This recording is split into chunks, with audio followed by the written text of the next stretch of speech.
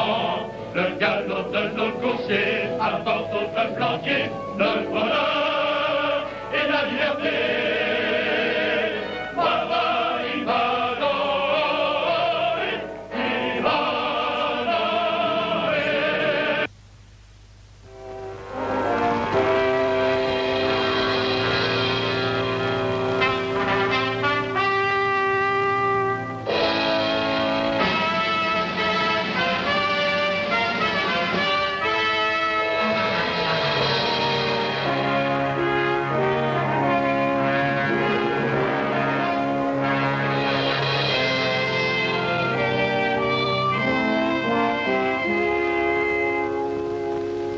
Mes seigneurs, échevins et notables, et vous, bonnes gens, je vous ai tous conviés à voir un grand miracle.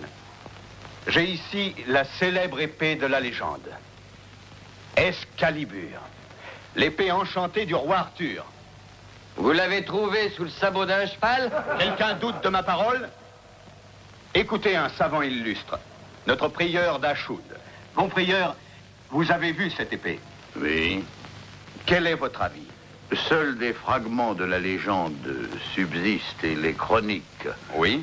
Mais les marques, les pierreries de cette épée sont exactement celles de Excalibur. Donc, c'est bien Excalibur. Quand le roi Arthur mourut, il y a 500 ans, il ordonna au dernier de ses chevaliers de jeter l'épée dans un lac. Elle y est restée au long des siècles jusqu'à ce jour. Et voilà que, tout à coup, cette épée est réapparue. Elle flottait sur l'eau, sa lame étincelante au soleil, elle se dirigeait vers moi. Et c'est à genoux que je la reçus. Voilà. Elle peut ressembler à Excalibur. Peut-elle se croiser avec mon fer? Jugez-en par vous-même, Sir Morton. Regardez.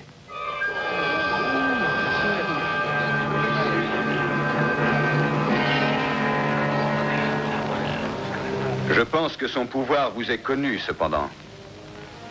Mais Sir Morton, si vous désirez l'éprouver...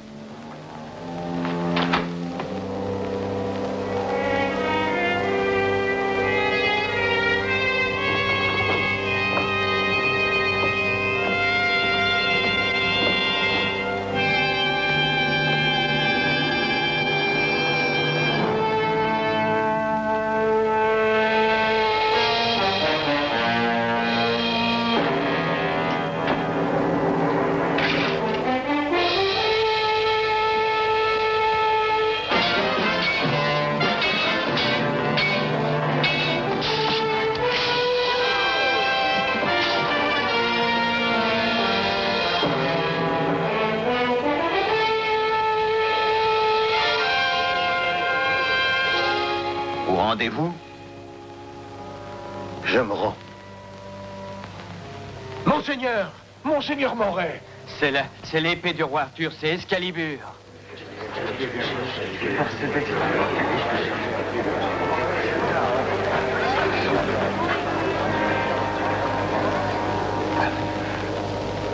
L'épée du grand roi va être celle d'un grand roi.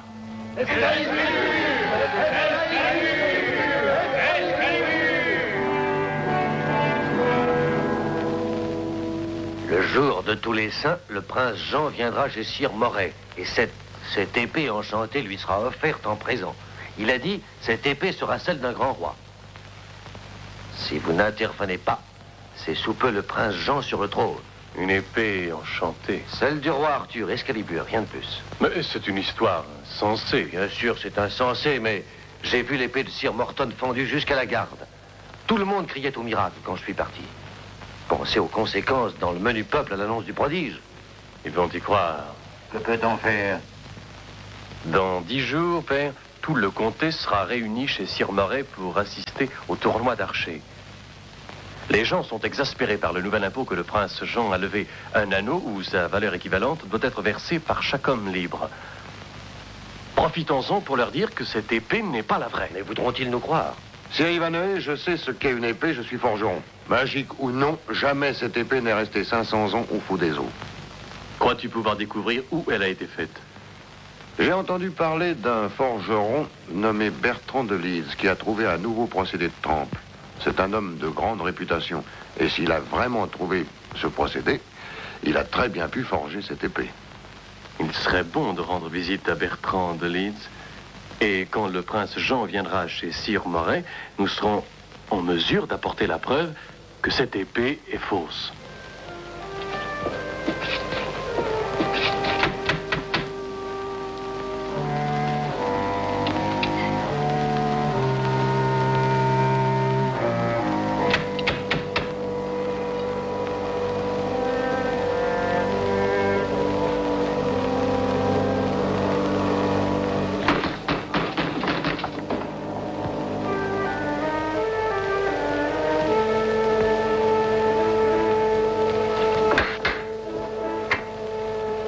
Voilà.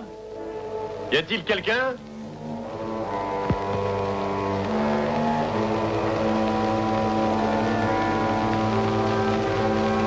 Jamais un forgeron ne laisse son feu s'éteindre.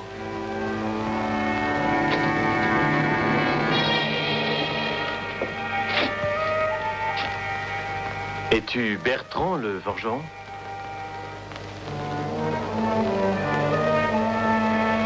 Je te demande... C'était mon père. Maintenant, il est mort.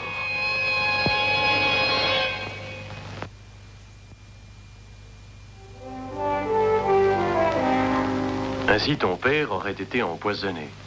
Comment? Je n'en sais rien. Un messager est venu et a dit à mon père d'aller au château. Lequel? Il ne m'en a rien dit. D'ailleurs, il leur avait juré.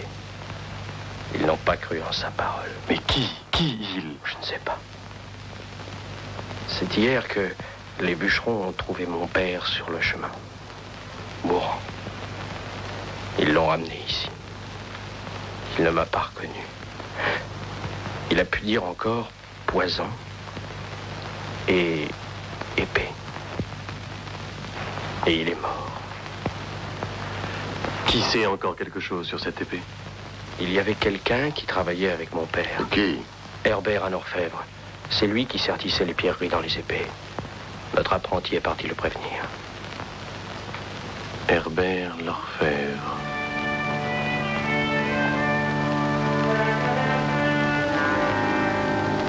Non, j'ose à peine y croire. Bertrand, mort, empoisonné. Depuis le début, cette affaire me déplaisait. Des messagers venant de nuit pour acheter des pierres précieuses, 7 émeraudes, rubis, diamants, 13 perles exactement semblables. Tout cela secret. Et puis Bertrand maintenant. Je t'en prie, ne t'en mêle pas. Non, je n'aurai de repos avant de savoir. Arnold, mon épée. Certes, je suis pacifique, et Bertrand aussi l'était. Et les hommes pacifiques doivent se battre pour la paix. Il faut que je sache. Que vas-tu faire? Me rendre chez Laurence. Ensuite, dire à tous comment son père est mort et démasquer son assassin. Viens, garçon. Au revoir, Van.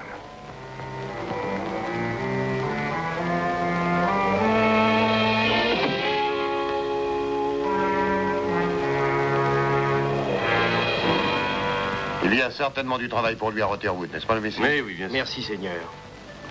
Pas de secret entre mon père et moi, excepté le dernier. Ton père t'a-t-il parlé de sa trouvaille? Oui, et même il m'a montré sa nouvelle manière de tremper. Laurence, au secours! Laurence, au secours! C'est pour l'épée. L'épée.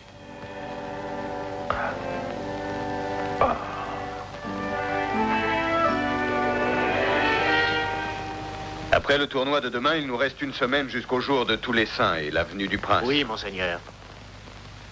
Il nous faut l'accueillir avec faste et qu'il reçoive mon présent dans la splendeur. Monseigneur, Oui, l'archer est de retour. fais-le venir. Qu'on me laisse.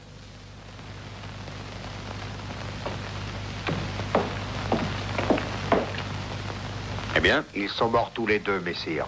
Herbert et Bertrand. Mais quoi? un chevalier, Sir Ivanoé, était là, dans la demeure du forgeron. Sir Ivanoé? Bah, les deux témoins morts, il ne peut rien prouver pour Excalibur. Merci, monseigneur. Accueillir? Messire, Je veux que Sir Ivanoé soit invité au tournoi de demain. très bien, messire. Messire, Oui. Sir Ivanhoe peut vouloir éprouver votre épée. C'est un preux chevalier. Non. Tu crois qu'il oserait me défier?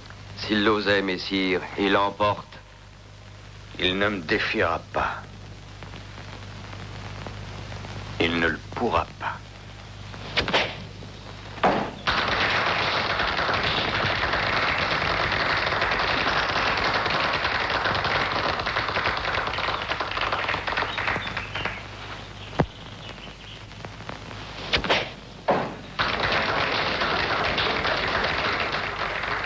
Ivanhoe, bienvenue. Avez-vous trouvé quelque chose? Mais oui. Au jour de tous les saints, je prouverai qu'il a menti. Dieu vous entende. Le peuple vous croit-il? Quand vous lui dites que l'épée est fausse? C'est très partagé. Les uns croient, les autres...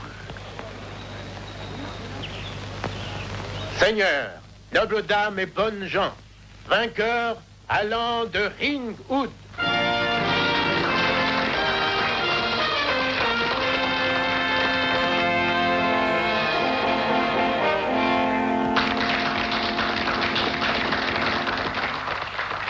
Mes amis, j'ai une surprise pour vous. Un fameux lutteur venant de la Grèce lointaine, le célèbre Narcos. Il n'a jamais été vaincu en Angleterre. Il luttera avec tous ceux qui oseront l'affronter.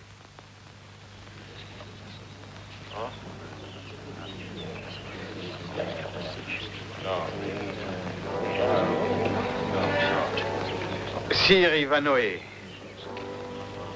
Par chance, nous avions parmi nous l'un des plus hardis chevaliers anglais. J'ai dit Sir Ivanhoe. Soyez le bienvenu parmi nous, messire. Vous sentez-vous de taille à défier le grec?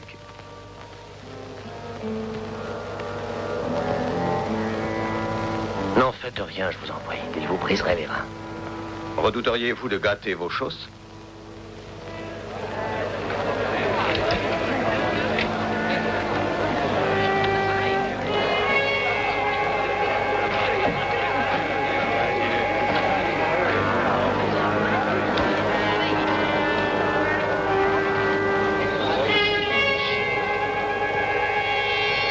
Cochon d'anglais, approche!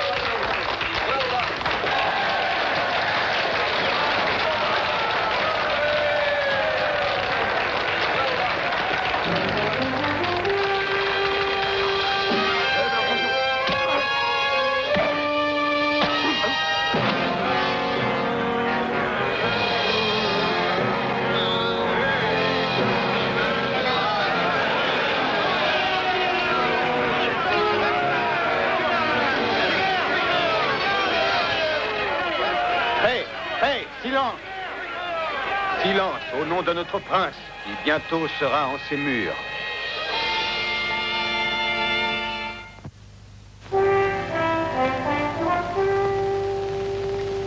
Et que vient faire votre médecin?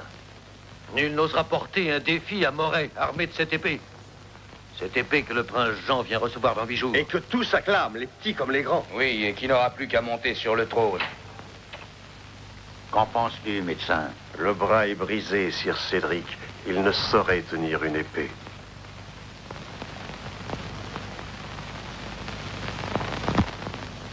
Qui dit que je ne puis tenir une épée? Dans une semaine, c'est le jour de tous les saints. Et non celui du prince Jean. Et que peux-tu faire maintenant, mon fils? N'ai-je pas un autre bras? Monseigneur, vous n'avez pas l'intention de vous battre contre Sir Moret? Avec votre bras gauche? J'ai encore 7 jours pour m'exercer. Si j'ai une épée assez légère et assez forte à la fois, je serai capable de me battre. Lance! Monseigneur? Monseigneur? Crois-tu pouvoir me forger la lame qu'il me faut pour ce combat? Mon père m'a bien donné son secret, mais non son habileté. Eh bien, Kurt peut te la donner, avec lui tu réussiras. Sois-en sûr, mon garçon. Il faudra vous dépêcher, le temps nous manque. Bon, allons-y. Cyrandel, votre épée.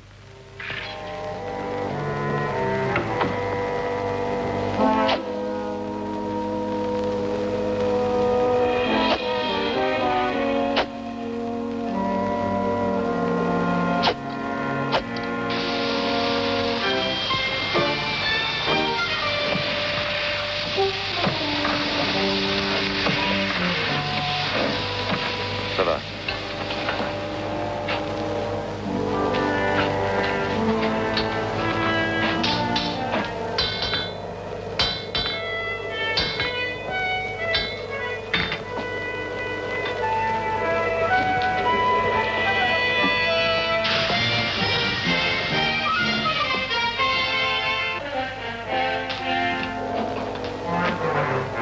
Légère comme une plume. Est-ce fini? Oui, seigneur.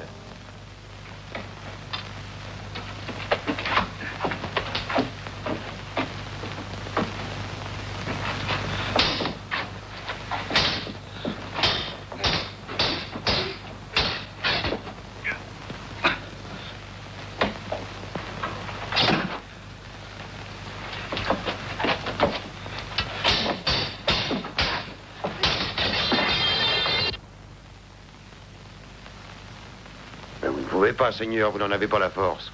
Si, avec une lame plus légère. Nous essaierons encore. Allez, viens, mon gars.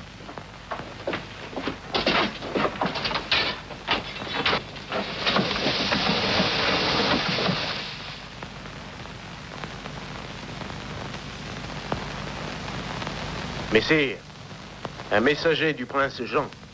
Qu'il entre.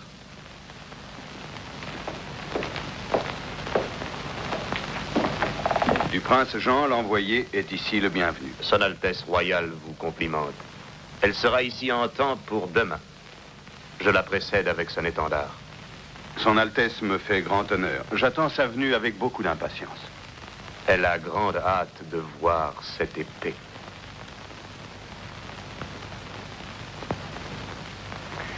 Voyons, essayons encore.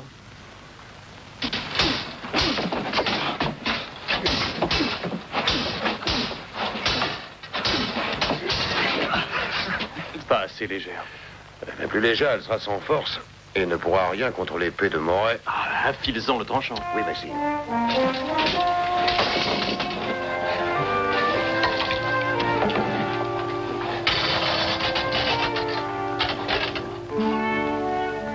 Sire.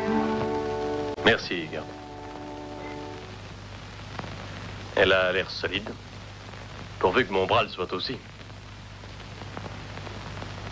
Mon fils, que la chance soit avec toi. Merci, père.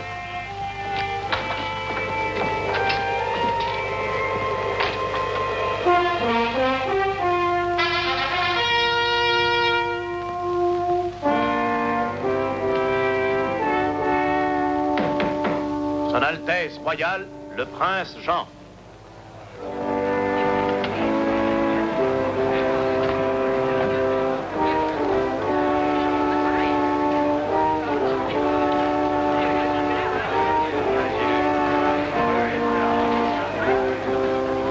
Messeigneurs, nobles dames, faites silence pour le baron Moret. Messeigneurs, souhaitons tous la bienvenue à son Altesse royale, le prince Jean. Nous nous sommes réunis en ce lieu noble et manant pour lui rendre l'hommage. Oui, l'impôt. La Providence nous appelle à grâce d'un miracle, la fière épée Excalibur, contre laquelle nul ne peut rien. Et Sir Ivanoé, va-t-il venir? Et même s'il vient, que pourrait-il faire? Ce miracle bénit la cause du prince Jean, et ce signe divin le mettra sur le chemin d'une couronne, celle de roi. Et je le prie d'accepter cette épée, celle d'un roi.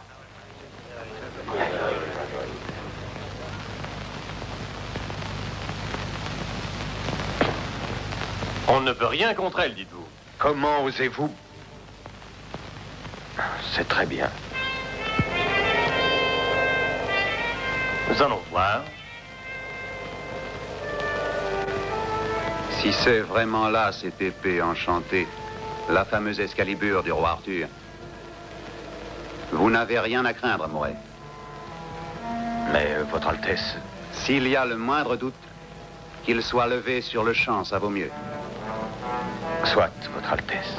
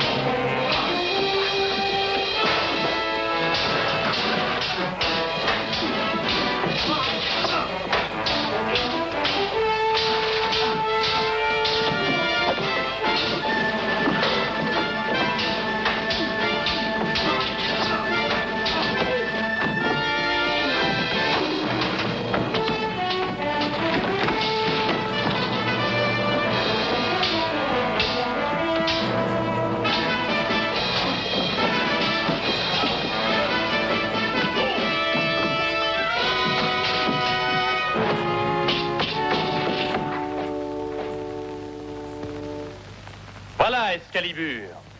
La vraie n'était nullement enchantée.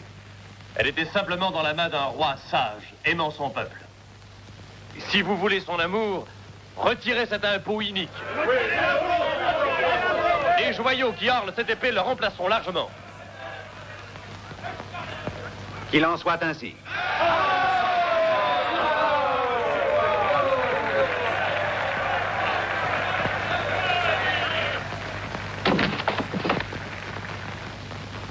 Bravo, messire, bravo. Grâce à ton épée, Gert. Messire.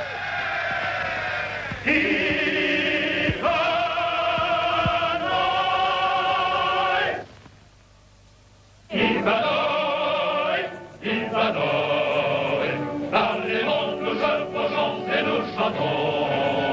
Et que monde nous l'appelle des opprimés.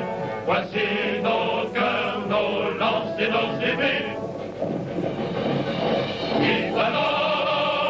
Ivanhoe, aussitôt que du pareil l'espoir venait, la vue de ton panache blanc effraie les tyrans, le gars